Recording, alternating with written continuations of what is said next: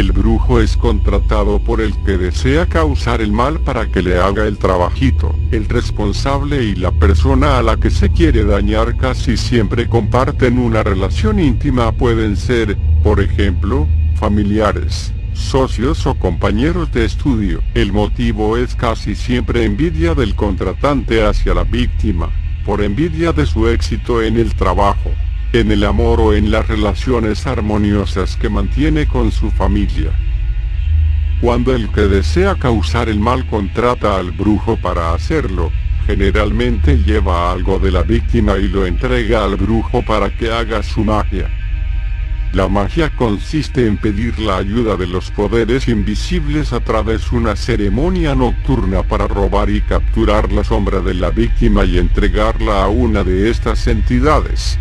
Estas tienen origen múltiple, si son de la naturaleza, especialmente de lugares como cuevas, cerros, puquios, lagunas u otros parecidos. El nombre que se utiliza para referirse a estos poderes es encanto. Si provienen de los llamados lugares de origen, que son lugares sagrados por haber auspiciado los ancestros mitológicos, el nombre utilizado puede ser encanto o calicantos. Y si los poderes vienen de un espíritu de un ser fallecido que fue bautizado como cristiano, el nombre que usan para designarlo es ánima. Los brujos manejan los encantos y las ánimas para causar un daño a raíz de una relación que tienen con aquellos. Esta relación es conocida con el nombre del pacto o compacto, que contiene todos los elementos del pacto diabólico descrito más arriba y es sellada con relaciones sexuales entre el brujo y el encanto o el ánima. Para que un brujo entre en un pacto con un ánima, debe tener relaciones necrófilas con el cadáver de aquella. Para que se selle el pacto entre un brujo y un encanto debe tener relaciones con el demonio, porque es el mismo demonio quien tiene dominio sobre todos los encantos. Un detalle más es que para hacer pacto con el demonio también tienen que vivir con sus seres queridos, con su hija, si es maestro con su hija, su mamá, su hermana, con sus seres más queridos. O sea que para que se realice el pacto uno debe tener relaciones no solo con el demonio o con el ánima, sino con sus familiares más cercanos. Según una curandera, la persona se conforma con tener relaciones incestuosas porque pierde todo sentido moral por ser poseída.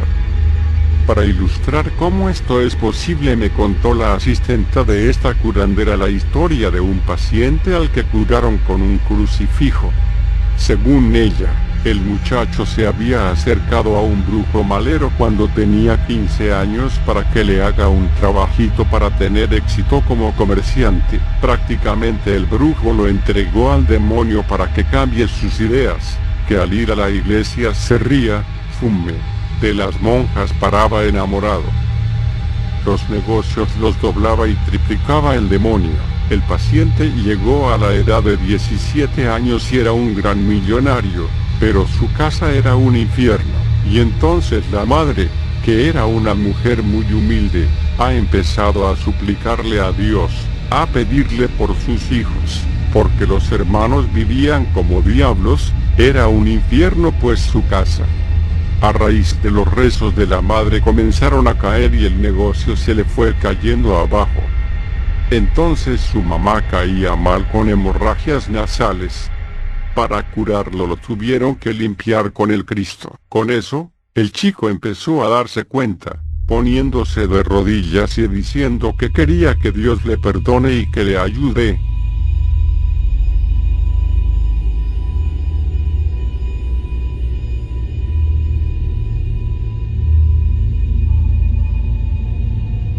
La magia en Japón no tiene una vinculación necesariamente negativa, antes bien positiva, pero fue tachada de superstición e incluso prohibida en el siglo XIX, sobreviviendo escondida en la religión.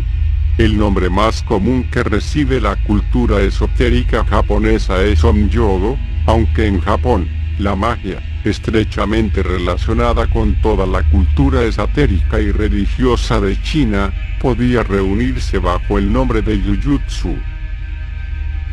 Ello no quita que los distintos fines de la magia pudieran separarse e identificarse en 5 grupos: la magia de los presagios, de las técnicas de adivinación, de las supersticiones y tabúes, de la magia negra o maléfica, y de la magia elemental.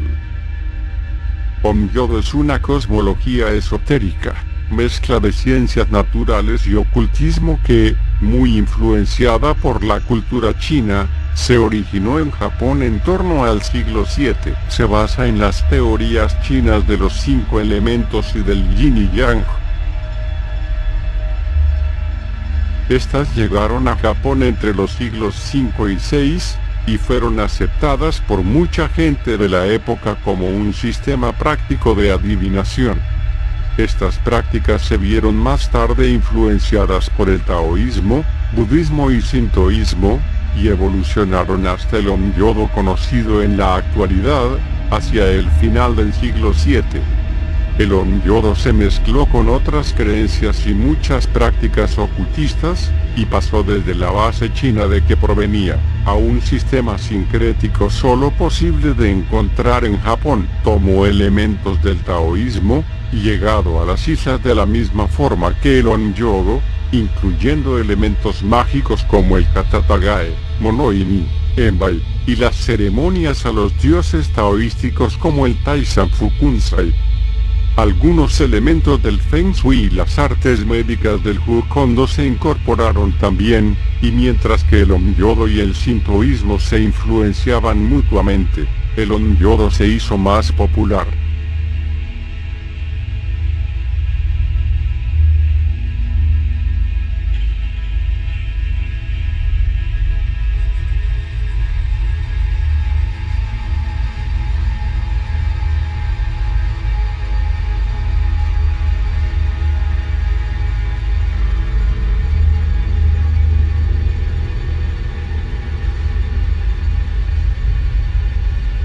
Kodoku tiene su equivalente en la magia llamada Wu, o Jinkan de China, centrada en el desarrollo de venenos, identificado más tarde con el envenenamiento espiritual o de la voluntad y la posesión, es decir, con el control del hechizado por estos medios. Acerca del que realiza este tipo de magia malévola, es difícil especificar si se trataba en su mayoría de hombres o mujeres, aunque los ejemplos negativos femeninos abundan, acaso porque también en China era común la creencia de que los afectados eran sobre todo hombres marchados a la guerra. El Kodoku, también llamado Kodo, Kojutsu o Fugo, se explica por su propia etimología, relacionada con la toxicidad y los insectos como gusanos, serpientes, arañas, sapos o escorpiones.